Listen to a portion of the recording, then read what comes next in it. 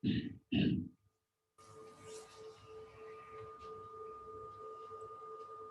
everybody, welcome to Saturday practice here at Bright Earth Temple. It's another quiet one. So inside the shrine room we have Dave and Philip and me and Kaspa, and Paul is joining us online so far. Great. Kaspa is leading practice today. Thank you, Satya.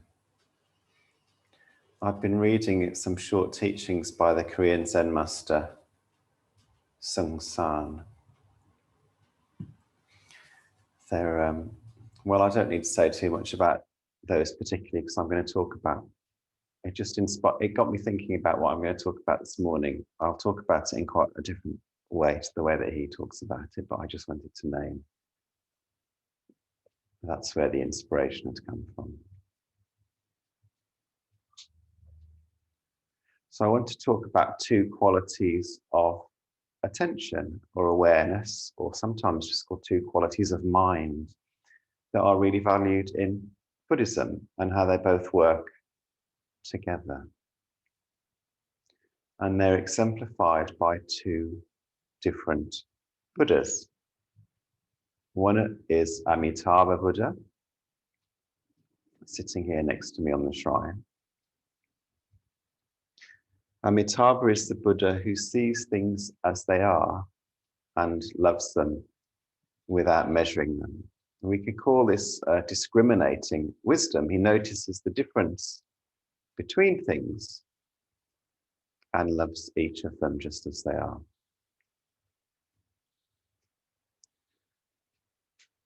Amitabha traditionally is the Buddha of the West, which is partly why it's in this end of the shrine room, because this is the west end of the shrine room. Out of those, there's a group of 5 wisdom Buddhas in Mahayana Buddhism, these kind of archetypal Buddhas that create a mandala.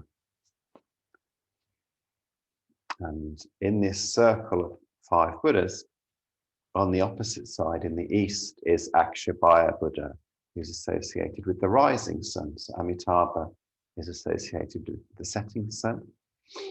And sometimes we've got on the hills and done sunset practice. Akshabhaya is associated with the morning sun. And their way of seeing things is to notice interconnectedness and to see that all things have the same essential nature. So these are the 2 different ways of seeing that I want to reflect on this morning. Seeing things as different and distinct and unique, and seeing things as all the same.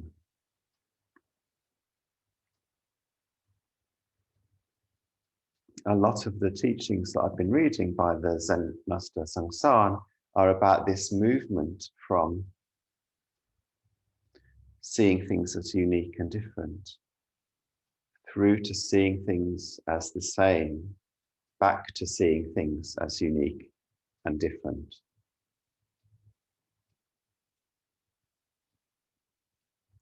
There's a little verse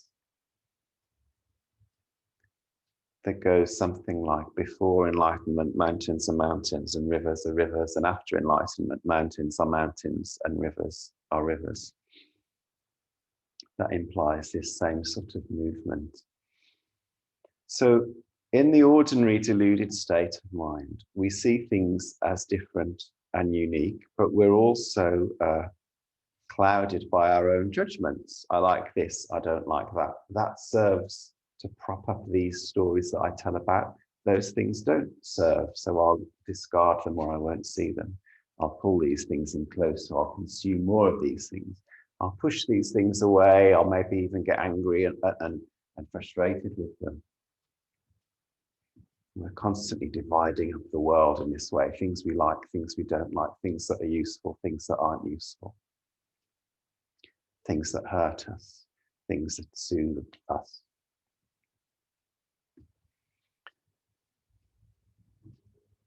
And then, as we practice, that begins to soften, and we come into the way of seeing of Akshavaya, where we begin to notice the interconnectedness of things, where we begin to notice that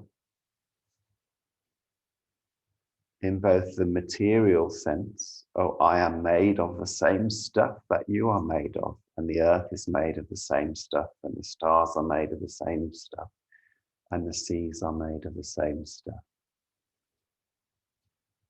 And also, karmically, psychologically, I've got my baggage, you've got your baggage. I've got human nature, you've got human nature. I've got a compassionate heart, you've got a compassionate heart. We both cover those up in different ways. We start to notice the essential similarities and connections to the point where difference can almost completely disappear. Maybe you hear people saying things like, oh, we are one. We're all one. And that's a really useful spiritual insight, the insight of interconnectedness, because it allows something in us to soften. It allows us to meet people with more compassion.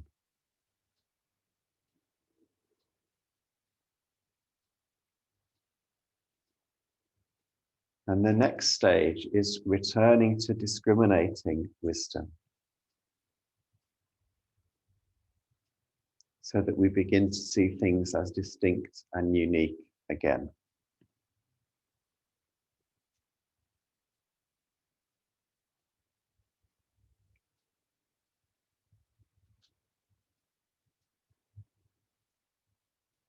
And both of these positions are really important.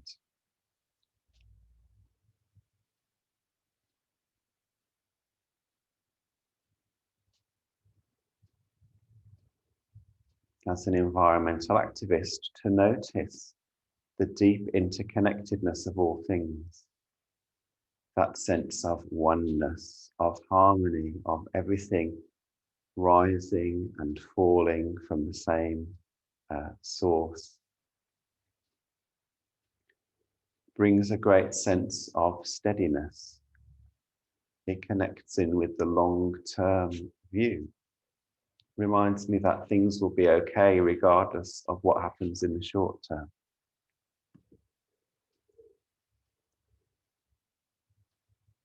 And discriminating wisdom reminds me that it's really important to pay attention to the specificity of how things are unfolding, that there is real suffering, that one thing leads to another, that the pattern of things that emerge from the same source is different, and sometimes more suffering arises and sometimes less suffering arises. It allows me to notice structural oppression.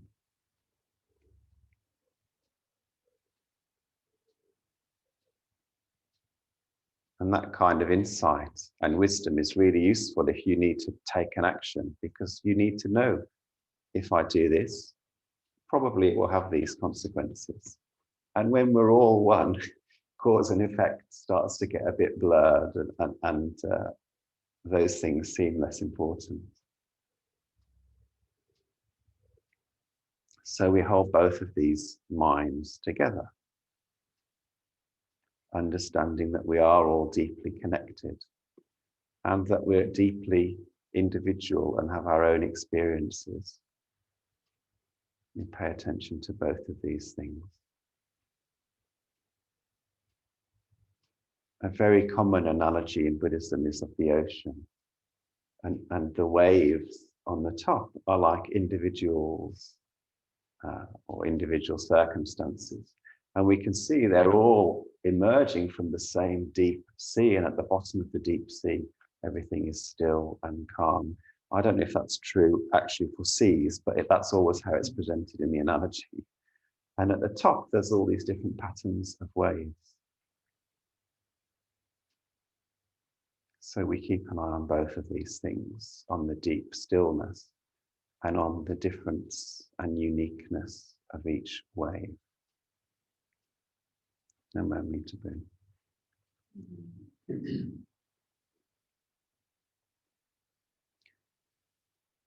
And here's what I was going to say about it, a very practical example.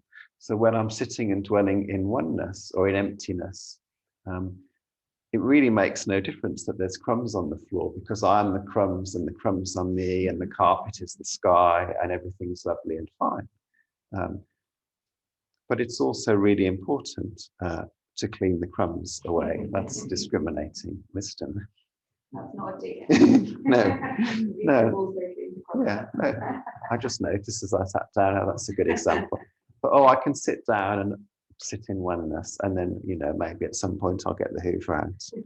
Both is important. Namo Omito Fo. Just to say that I'm Dash, Tony and Kaspa. Welcome everybody. Just go into some meditation together.